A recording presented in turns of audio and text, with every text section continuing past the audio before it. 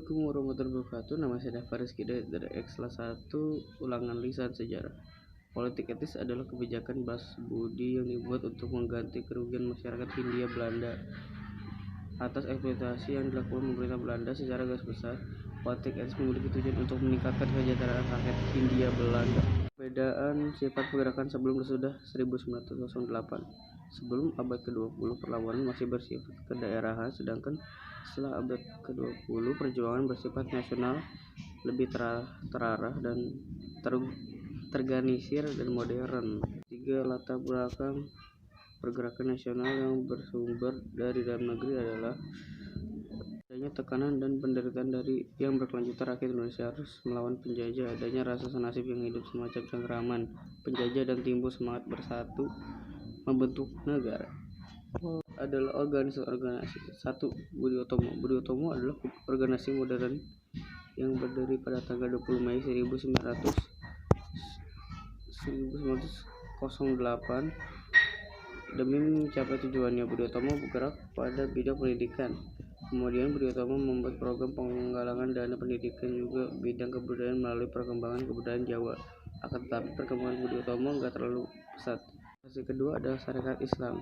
Sebelum namanya berubah menjadi Sarekat Islam, sebelumnya organisasi pergerakan nasional ini bernama Sarekat Dagang Islam (SDI).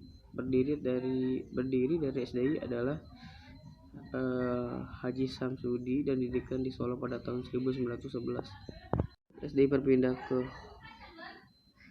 Surabaya dan kepemimpinan saat itu berpindah ke Hos Cokramito. SDI berubah nama menjadi Serikat Islam. Alasannya itu untuk memperluas bidang kegiatan organisasi yang awalnya hanya bergerak pada bidang perdagangan. Beberapa bidang kegiatan yang dijalankan oleh SDI antara lain sosial, ekonomi, dan agama. Organisasi terakhir yang ketiga, Insis Partij. Insis Partij adalah partai politik pertama yang berdiri di Hindia Belanda. Demi mencapai tujuannya, Insis Partij banyak berkecimpung dalam ranah politik seperti mengkritik kebijakan yang dikeluarkan pemerintah Hindia Belanda. Dan nomor 5, hasil keputusan Kongres Pemuda 1 adalah mempersatukan berbagai organisasi pemuda hingga merencanakan Kongres Pemuda 2. Keputusan Kongres Pemuda 2 adalah dukungan terhadap Persatuan Indonesia dan Perkumpulan Pemuda Indonesia membentuk organisasi Indonesia Muda. Isi ikrar atau Sumpah Pemuda. Kami putra dan putri Indonesia mengaku berkepada yang satu, tanah air Indonesia. Kami putra dan putri Indonesia mengaku berbangsa yang satu, bangsa Indonesia. Kami putra dan putri Indonesia menjunjung bahasa Indonesia. Sekian jawaban saya dari Ulangan Lisan Sejarah. Wassalamualaikum warahmatullahi wabarakatuh.